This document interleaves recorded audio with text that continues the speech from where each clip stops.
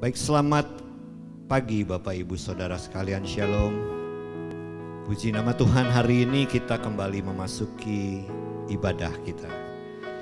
Dan bersyukur kepada Tuhan sebab kasih setia Tuhan yang tidak pernah beralih dari hidup setiap orang yang meletakkan iman percayanya kepada Tuhan.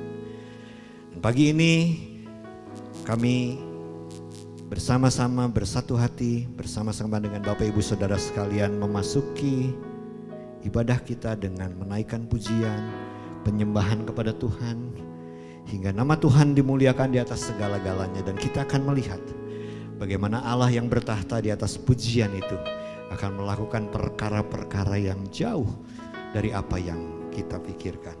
Kitab Ratapan pasal yang ketiga mulai ayat yang ke-22 berkata, tak berkesudahan kasih setia Tuhan, tak habis-habisnya rahmatnya, selalu baru tiap pagi, besar kesetiaanmu. Tuhan adalah bagianku, kata jiwaku. Oleh sebab itu aku berharap kepadanya. Tuhan adalah baik bagi orang yang berharap kepadanya, bagi jiwa yang mencari Dia. Mari ambil waktu sejenak untuk berdoa. Saya akan ditemani dengan Ibu Lani. Dan kita akan bersama-sama menaikkan satu pujian yang menyatakan inilah hidupku Tuhan. Dan aku mau dipakai oleh Tuhan ketika kesempatan itu masih Tuhan berikan dalam hidup ini. Sama-sama kita naikkan pujian, betapa hatiku. Betapa hatiku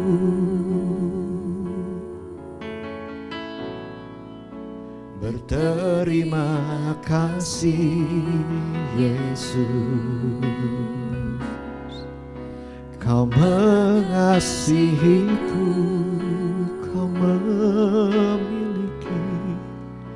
Kau memilikiku. Sekali lagi mari kita katakan betapa hatiku.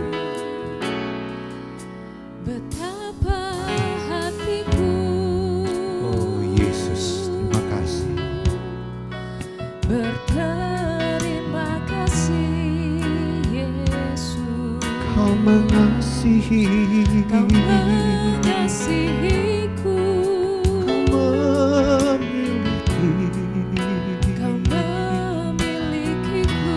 Mari sama-sama naikkan, katakan hanya ini Tuhan. Hanya ini Tuhan persembahanku, segenap hidupku, jiwa dan ragaku. Sebab tak aku miliki harta kekayaan yang cukup berarti untuk ku persembahkan. Hanya ini Tuhan permohonanku, terimalah Tuhan persembahanku. Pakailah hidupku sebagai alatmu seumur hidupku. Baik Bapak Ibu Saudara, kita kembali katakan betapa hatiku berterima kasih Yesus, Kau mengasihiku, Kau memilikiku. Hanya ini Tuhan. Hanya ini Tuhan persembahanku, segenap hidupku, jiwa dan ragaku. Sebab aku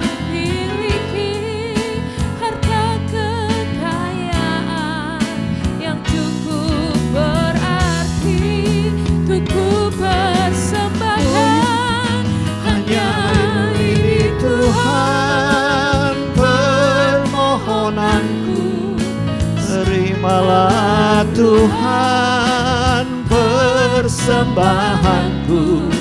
Pakailah hidupku sebagai alatmu seumur hidupku.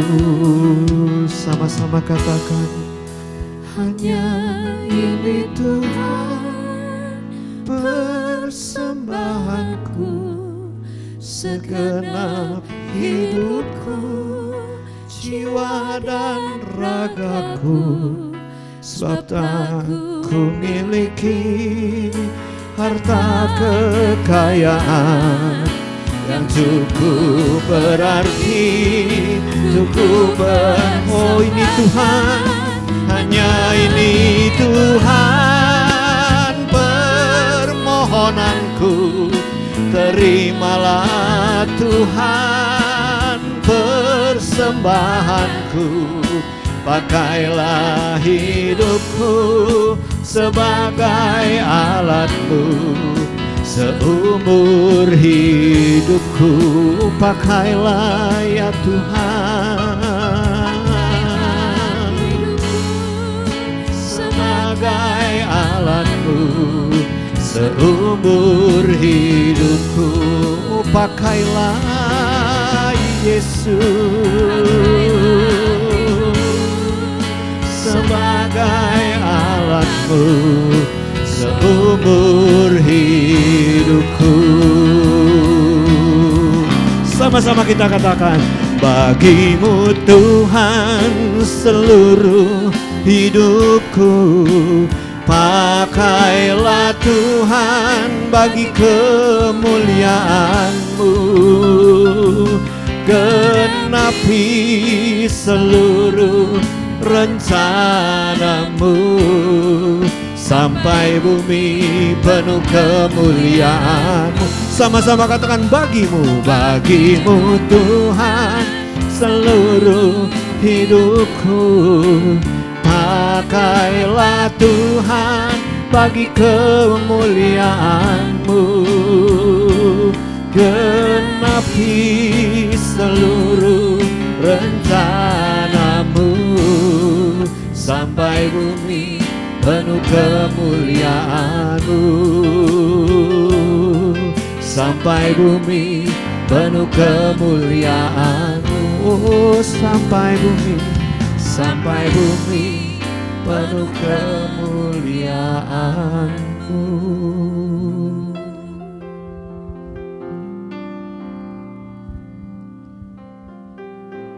Bapa di surga, kami bersyukur karena pada pagi hari ini kami boleh melaksanakan ibadah di gereja melalui rumah kami masing-masing.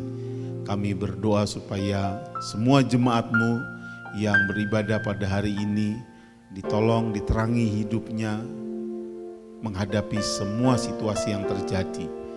Dalam nama Tuhan Yesus Kristus, Allah Roh Kudus memimpin dan menyertai kami. Amin. Selamat pagi jemaat yang dikasihi Tuhan. Selamat berbakti bersama-sama pada hari ini. Kita warga Kota Bandung memasuki masa di mana pemerintah kita menetapkan penetapan sosial berskala besar, pembatasan supaya ruang gerak masyarakat tidak terlalu bebas untuk mengantisipasi tertularnya masyarakat dari COVID-19. Tapi kita bersyukur karena Tuhan tetap memeliharakan hidup saudara dan hidup saya, hidup kita semua. Saya mengucapkan selamat berbakti untuk semua saudara dari gereja di rumah saudara masing-masing. Saudara bukan saja berbakti dari rumah, tapi gereja di rumah saudara masing-masing. Tidak ada satu kualitas pun yang berkurang karena saudara merasakan kehadiran Tuhan di dalam rumah saudara melalui ibadah bersama keluarga. Saya mengucapkan selamat pagi dan selamat beribadah untuk seluruh jemaat. Mari kita berbakti dengan penuh sukacita, dengan penuh ucapan syukur karena Tuhan Yesus hadir di gereja di rumah saudara masing-masing. Tuhan Yesus memberkati. Baik Bapak Ibu Saudara, ada satu pujian dari nyanyi pujian. Lagu ini berkata bahwa sekarang aku adalah milik Yesus. Di tengah-tengah segala hal yang mungkin kita takutkan, kita khawatirkan terjadi di sekeliling kita, mari kita tetap meyakini satu hal, bahwa Yesus mengasihi kita, Dia tetap melindungi kita, Dia tetap menjaga kita, dan Dia tetap melindungi, memimpin kita. Karena apa? Karena kita adalah miliknya Yesus. Kita naikkan satu ujian ini sama-sama. Sekarang kau milik Yesus.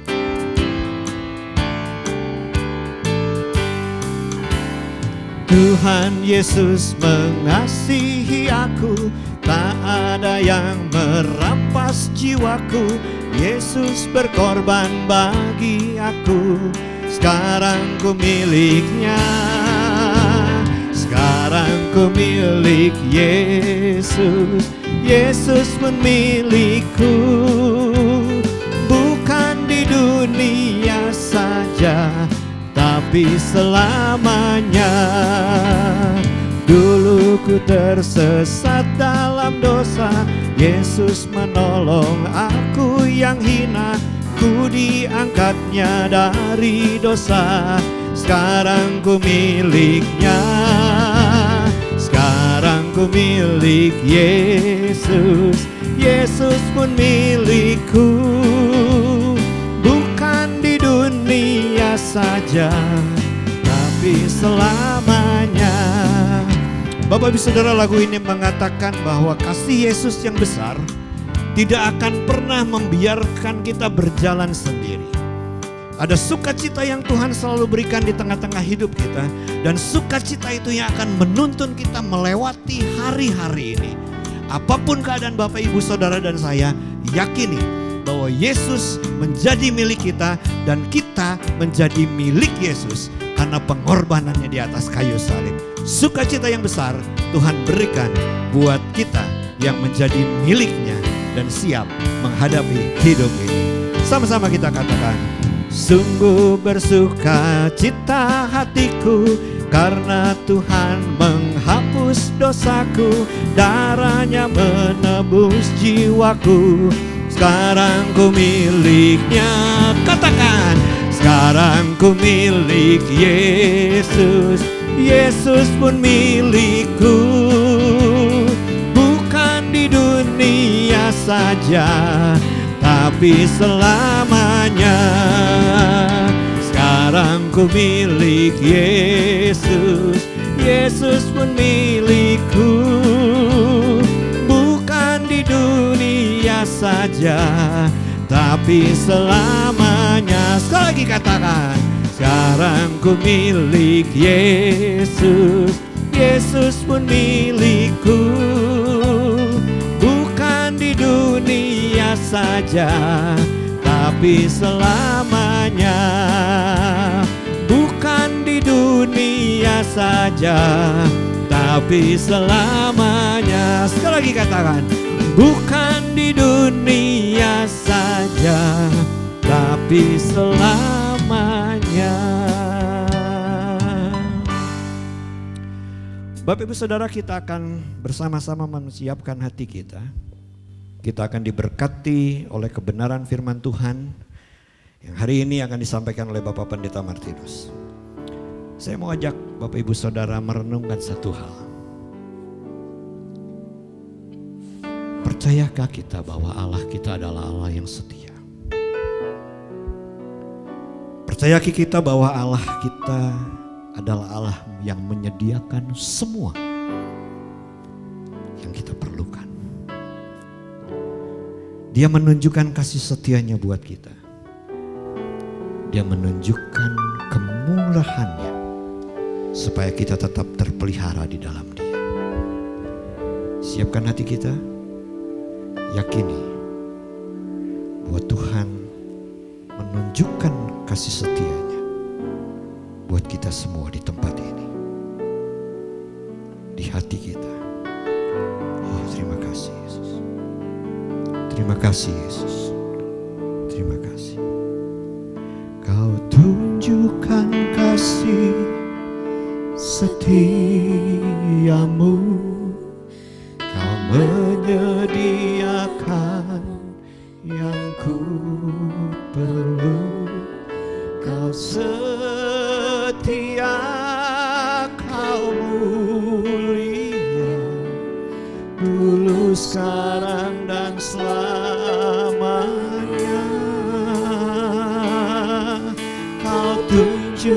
tunjukkan kasih setiamu. Kau menyediakan yang ku perlu.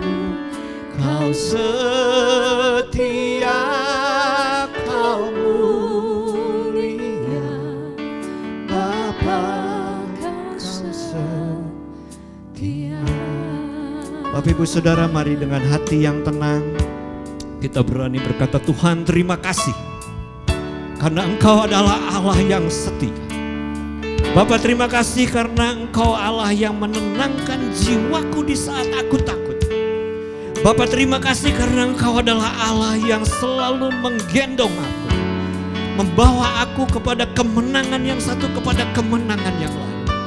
Dan bila hari ini Tuhan kami boleh menjadi tenang karena Engkau adalah Bapa yang setia, Allah yang setia dalam hidup kami.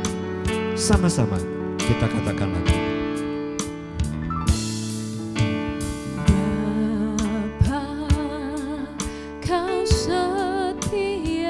Terima kasih Yesus. Bapa, kau mulia, tenanglah jiwaku, damai bersamamu.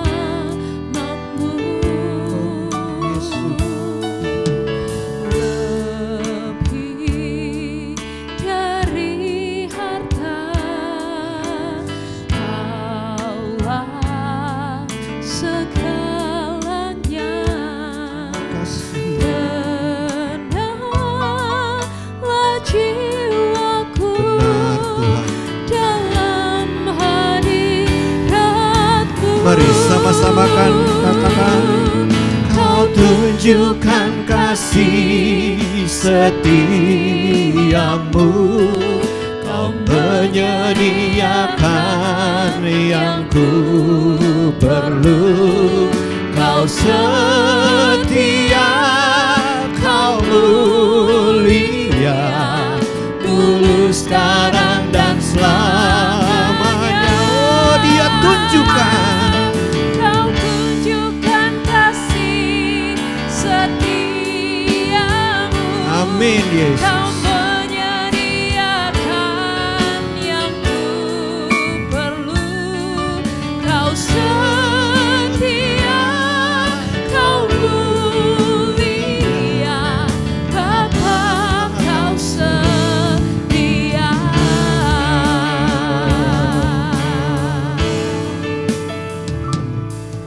Kau tunjukkan kasih setiamu. Kau menyediakan yang ku. Oh Yesus, Engkau setia. Kau Terima kasih. Terima kasih. Terima kasih Tuhan.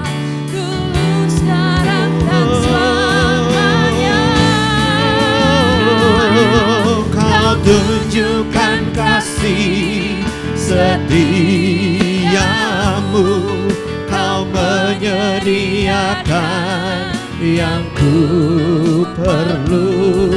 Kau setia, kau mulia, Bapa, kau setia. Oh Yesus, Kau yang setia. Kau setia, kau mulia, Bapa, kau setia. Mari sekali lagi katakan bahwa Yesus setia. Kau setia, kau mulia, Bapa, kau setia.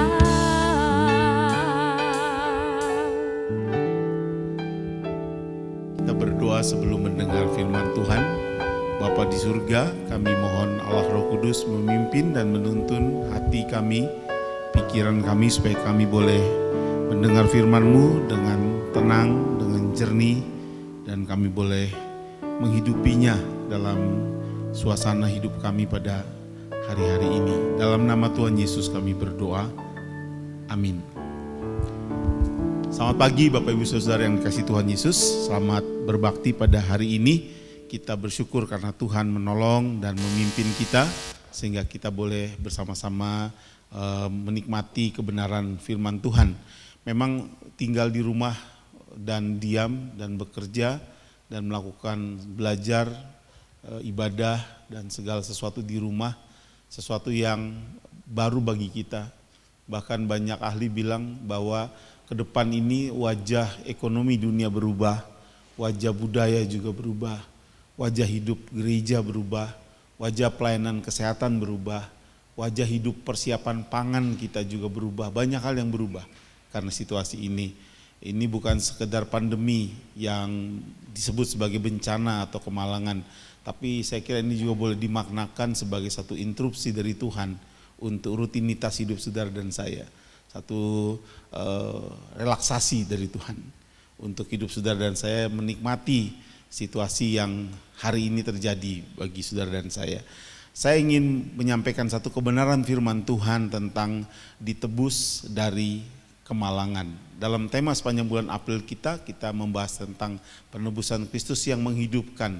Tapi banyak orang juga pada hari ini memaknai situasi ini sebagai musibah, sebagai satu kemalangan yang tiada hentinya. Dan memang ini situasi yang sulit. Tapi mari kita juga mendengarkan satu bagian dari firman Tuhan yang menolong kita mengapa kita harus memilih satu pemaknaan rohani yang menjadi, kata Alkitab, sauh, menjadi patokan bagi hidup Bapak Ibu Saudara dan saya. Mari kita membuka dari 1 Tesalonika pasal yang kelima. Saya ingin membaca 2 ayat dari ayat 5 dan 1 Tesalonika pasal 1. 1 Tesalonika pasal 1 ayat 5 dan ayat 6. Sebab Injil yang kami beritakan bukan disampaikan kepada kamu dengan kata-kata saja, tetapi juga dengan kekuatan oleh Roh Kudus dan memang dan suatu kepastian yang kokoh. Memang kamu tahu bahwa bagaimana kami bekerja di antara kamu oleh karena kamu. Dan kamu telah menjadi penurut-penurut kami dan penurut Tuhan. Dalam penindasan yang berat kamu telah menerima firman itu dengan sukacita yang dikerjakan oleh Roh Kudus. Yang menarik dari bagian ini ada satu kalimat yang bagi saya penting untuk kita menekankan dan menghidupinya bersama-sama. Firman yang disampaikan kepada saudara dan saya, Injil yang saudara terima adalah Injil yang disebut di sini sebagai bukan kata-kata saja, tapi Injil yang membuat kuasa Allah atau kekuatan Roh Kudus dengan suatu kepastian yang kokoh. Injil dengan kuasa Roh Kudus dengan kepastian yang kokoh. Wah, inilah menjadi dasar percaya saudara. Percaya saudara bukan suatu kemungkinan. Kepercayaan saudara bukan suatu wacana. Kepercayaan dan iman Kristen bukan suatu pengharapan yang mungkin, tapi suatu kepastian yang kokoh bahwa saudara telah ditebus menjadi anak-anak Allah, memiliki kekuatan oleh Roh Kudus, dan kekuatan itu kepastian yang kokoh. Wah, luar biasa. Di tengah orang belum menemukan banyak kepastian, tapi saudara dan saya telah diselamatkan oleh suatu kepastian. Oleh suatu kepastian. Karena saudara dan saya telah menerima satu kepastian. Kepastian itu bukan saja kepastian di dalam saat senang, tapi juga di dalam saat yang duka cita. Saya ingin menyampaikan 3 hal dalam bagian firman Tuhan hari ini untuk menolong kita semua. Saudara dan saya yang pertama kali ditebus dan dipelihara dalam kemalangan. Saudara dan saya ditebus dan dipelihara secara kokoh oleh Tuhan di dalam kemalangan. Banyak orang yang berpikir bagaimana Allah memelihara kita di dalam suatu saat kemalangan. Orang hanya berpikir bahwa Allah memelihara hidupnya di dalam saat tenang, di dalam saat menang, di dalam saat tawa. Tetapi Allah juga adalah Allah yang memelihara saudara di dalam saat kemalangan. Dalam 2 Korintus pasal 6, saya ingin membacakan bagian yang menarik ini. Dalam 2 Korintus pasal yang ke-6 ayat yang ke-10, Alkitab ini memberi kesaksian kepada kita sesuatu yang begitu luar biasa. Begini bunyinya, 2 Korintus 6 ayat 10, sebagai orang berduka cita, namun senantiasa bersuka cita. Sebagai orang miskin, namun memperkaya banyak orang. Sebagai orang tak bermilik, sekalipun kami memiliki segala sesuatu. Wah, suatu kebenaran yang luar biasa sekali. Memang Rasul Paulus bilang di dalam ayat yang keempat, sebaliknya dalam segala hal kami menunjukkan bahwa kami adalah pelayan Allah, yaitu dalam menahan dengan penuh kesabaran dalam penderitaan, kesesakan dan kesukaran. Jadi saudara dan saya ditebus dan dipelihara Allah di dalam suatu situasi yang sulit sekalipun, seperti yang dialami oleh Rasul Paulus dan dialami oleh gereja-gereja sepanjang sejarah. Gereja-gereja sepanjang sejarah pun tidak saja mengalami situasi yang menyenangkan, tetapi suatu situasi yang malang, situasi yang sulit, penderitaan. Allah membentuk hidup saudara tidak melalui jalan tol, tapi Allah juga membentuk hidup saudara melalui jalan yang mungkin biasa, berlubang dan becek, supaya saudara dan saya makin menyerupai Yesus Kristus. Tuhan Yesus meninggalkan satu jejak dalam 1 Petrus untuk saudara ikuti, dan jejak itu adalah jalan salib. Saudara dan saya dipelihara di dalam situasi kemalangan. Sesulit apapun hidup saudara dan saya, Allah ada di dalam situasi yang sulit itu. Setangisan apapun yang Anda alami, Allah ada di dalam tangisan itu. Karena Allah bersama orang-orang yang di dalam kesukaran. Kesukaran dan kesulitan bukan satu kutuk atau dosa, tapi satu kesempatan untuk Allah membuktikan pemeliharaannya bagi hidup saudara dan saya. Mari pahami bagian ini dengan benar. Bagian yang kedua adalah kemalangan. Saudara ditebus dan dipelihara oleh kemalangan. Saya ingin membacakan satu mazmur yang menarik sekali. Mazmur ini terkenal sekali, saudara-saudara. Ditebus dan dipelihara oleh kemalangan. Mazmur 34 ayat 20. Kemalangan orang benar banyak, tetapi Tuhan melepaskan dia dari semuanya itu. Kemalangan orang benar banyak, tapi Tuhan melepaskan dia dari semuanya itu. Saudara dan saya ditebus dan dipelihara oleh kemalangan. Musa berdoa dalam Mazmur 90, umur kami mungkin 70 tahun. Dan kalau lebih panjang dapat bonus menjadi 80 tahun. Dan kebanggaannya, kata Musa, kebanggaannya adalah penderitaan dan kesukaran. Oleh kesukaran dan oleh kemalangan, saudara dipelihara, ditebus, dimurnikan. Dan Tuhan melakukan itu untuk kita semua pada hari ini. Kita bisa lebih memperhatikan orang lain pada saat seperti ini.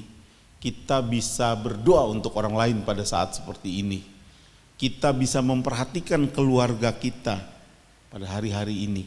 Kita bisa memperhatikan teman-teman kita yang mungkin sudah lama pada hari-hari seperti ini. Saudara dan saya didewasakan oleh kemalangan hidup saudara dan saya. Karena itu jangan melihat kesulitan sebagai satu bencana saja, tapi lihatlah dia sebagai satu kesempatan untuk Tuhan berkarya di dalam hidup saudara dan saya. Karena memang kemalangan orang benar banyak, tapi Tuhan Allah adalah Tuhan yang memelihara saudara melalui situasi kemalangan seperti apapun. Mari mempercayai kebenaran ini. Dengan kebenaran ini saudara dan saya dikuatkan, ditebus dan dipelihara dalam kemalangan, ditebus dan dipelihara oleh kemalangan. Jangan berpikir bahwa situasi ini akan cepat berlalu dari kita. Banyak ahli bilang mungkin kita optimis sampai bulan Juni, tapi Presiden Joko Widodo bilang bersiaplah sampai akhir tahun. Wah, akhir tahun panjang sekali. Tidak ada semester kedua bagi anak-anak yang kuliah. Tidak ada semester ketiga bagi anak-anak yang kuliah. Panjang sekali. Tapi itu yang harus kita persiapkan. Oleh situasi yang sesulit apapun, mari kita mempersiapkan diri. Di Istanbul, Turki, Turki itu adalah negara Eropa yang berwajah Arab. Ya.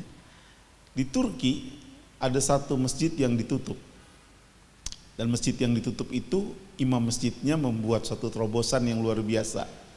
Dia menjadikan rak-rak sepatu yang biasanya dipakai untuk menaruh sepatu dibersihkan dan menjadi rak makanan. Rak makanan. Orang yang mampu menaruh makanan di rak tersebut dan orang yang tidak mampu, jemaah yang tidak mampu mengambil makanan di rak tersebut. Saya membaca itu di harian Kompas kemarin dan saya berpikir bahwa ketika rumah ibadah itu kosong, kalau kita menafsirkan dan memaknai Allah menebus dan memelihara kita di dalam kemalangan, Allah memelihara dan menebus kita oleh kemalangan, itu sebabnya gereja-gereja atau masjid-masjid yang ditutup diubah juga menjadi tempat di mana orang yang kekurangan mendapatkan makanan dan penghiburan. Ini waktunya khotbah-khotbah mungkin menjadi sedikit, tapi perbuatan-perbuatan yang menerapkan khotbah-khotbah itu menjadi lebih banyak, peluangnya lebih banyak. Saudara dan saya ditebus dan dipelihara oleh kemalangan. Yang terakhir, saudara dan saya ditebus dan dipelihara melintasi kemalangan. Ini bagian pengharapan yang luar biasa. Pengharapan itu bukan sesuatu yang nanti, kata John Piper.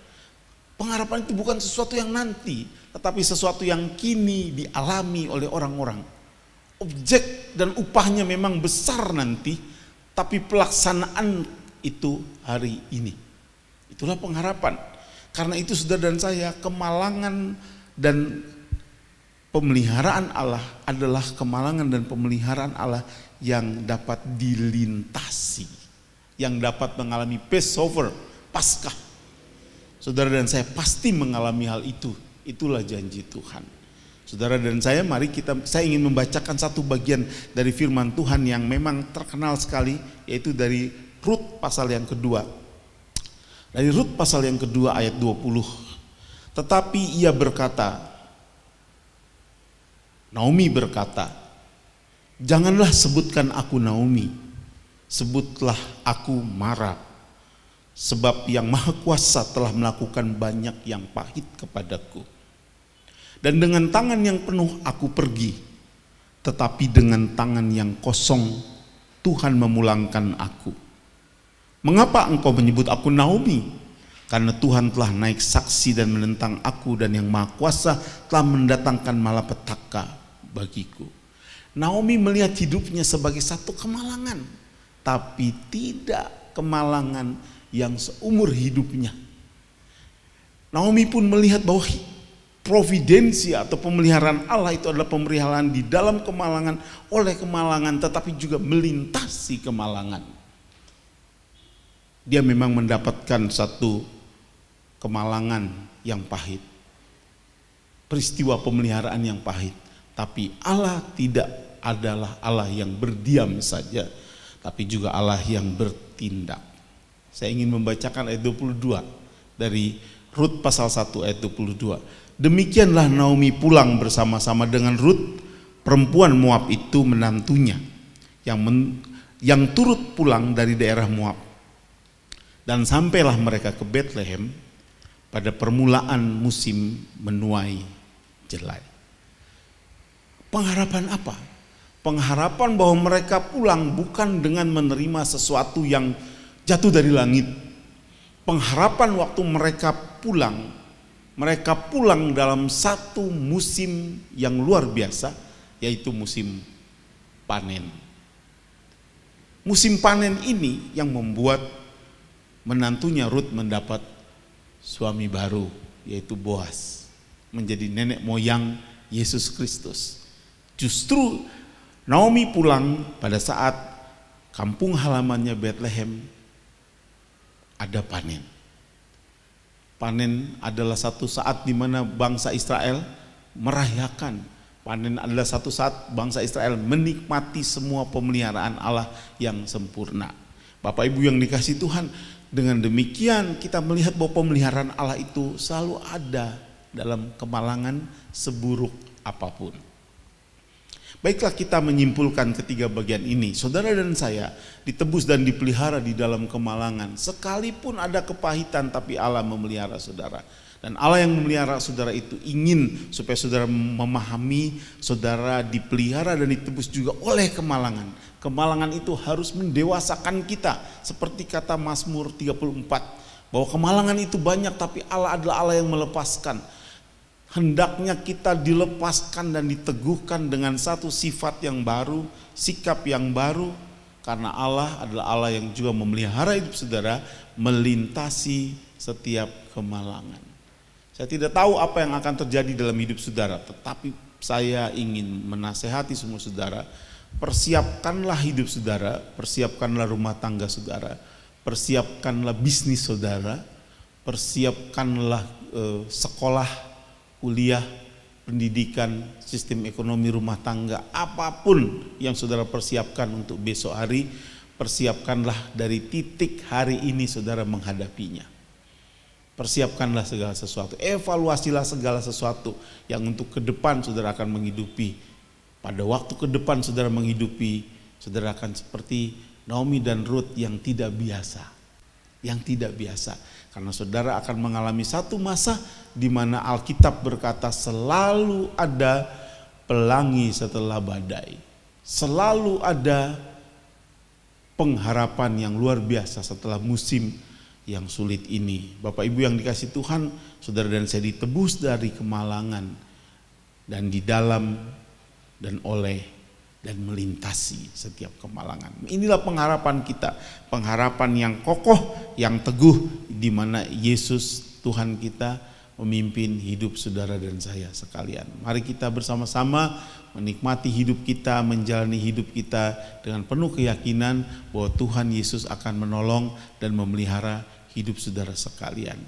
Mari kita berdoa. Sebelumnya saudara, saya ingin mengajak saudara menyanyikan satu nyanyian yang menolong kita, dan saya harap nyanyian ini menjadi nyanyian yang memberi berkat bagi hidup saudara dan saya.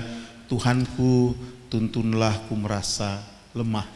Dalam setiap mara bahaya, dalam setiap saat kesulitan, Tuhan menuntun hidup kita. Nomor berapa Pak Denny? 234. Mari kita menyanyikan lagu ini menjadi lagu doa kita saudara.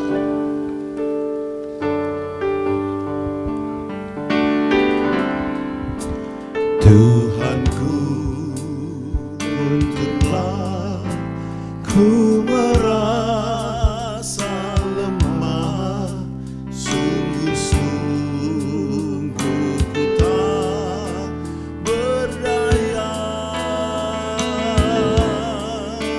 Bila badai menerus, bila gelap jalanku, tuntunlah tanganku ya Tuhan. Saudara, sambil saudara mengingat lagu ini, Thomas Dorsey adalah seorang musisi kulit hitam di Amerika ketika itu. Dia menikmati kemalangan. Mengapa saya mengatakan dia menikmati kemalangan? Dia adalah penyanyi dan pemain musik di kebaktian kebangunan rohani. Dia memang terlambat menikah. Thomas Dorsey terlambat menikah. Tapi puji Tuhan, setelah dia menikah, istrinya hamil. Dan keadaan hamil besar istrinya, dia pergi ke satu KKR. Dia berjanji bahwa dia pergi pagi dan malam akan kembali. Ternyata KKR yang diselenggarakan 3 hari itu, penyanyi hari keduanya tidak dapat hadir. Dan panitia kebaktian kebangunan rohani itu minta, Pak Thomas Dorsey, bagaimana Anda tinggal dulu sehari saja supaya besok malam Anda bisa mengisi ibadah lagi.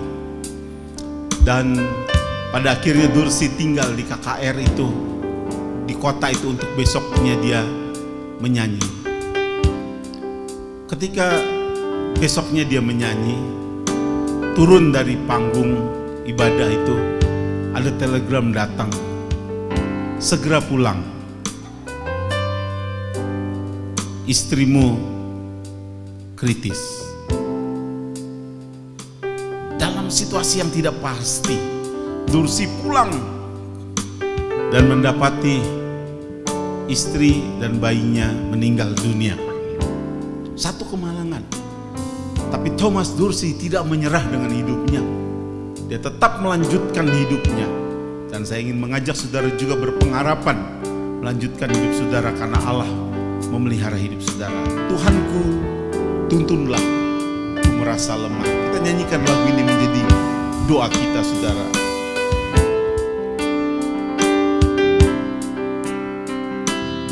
Bersama-sama jemaat di rumah menyanyikan lagu ini, tuntunlah Tuhanku. Tuhanku, tuntunlah, ku merasa lemah, sungguh-sungguh ku tak berdaya. Bila badai menerus, bila gelap jalanku, tuntunlah tanganku, ya Tuhan. Mohon Tuhan dekat, waktu aku penat, waktu ajalku telah mendekat. Oh, dengar doaku agar ku tak jatuh. Tuntunlah tanganku, ya Tuhan. Oh, dengar doaku agar ku tak jatuh. Tuntunlah tanganku, ya Tuhan. Tuntunlah tanganku, ya Tuhan. Terima kasih Tuhan, berkati dan pimpin jemaat-Mu menghadapi situasi yang sesulit apapun. Hindari mereka dari saling menyalahkan satu dengan yang lain. Biarlah kami menerima situasi yang seperti kemalangan ini, karena kami percaya Allah memelihara kami, Allah melindungi dan menyertai kami di dalam kemalangan. Oleh kemalangan kami didewasakan dan kami boleh melintasinya dengan memunculkan sifat, watak, karakter, situasi rumah tangga, situasi hidup yang baru. Karena kami percaya ada waktu untuk meratap, ada waktu untuk tertawa. Karena Tuhan menjadikan segala sesuatu indah pada waktunya. Dalam nama Tuhan Yesus kami berdoa. Amin. Baik Bapak Ibu Saudara, untuk mengakhiri ibadah kita pada pagi hari ini, sama-sama kita naikkan pujian Immanuel, Immanuel, Immanuel,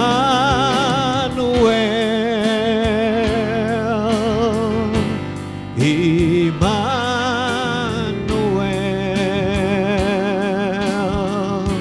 kita sebut Immanuel,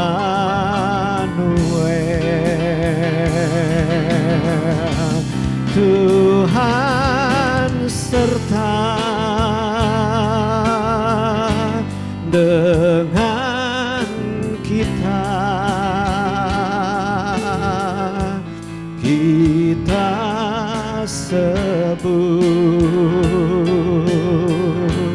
Immanuel, kita sebut Immanuel, kita sebut Immanuel. Mari sekali lagi katakan, kita sebut Immanuel, kita sebut Immanuel.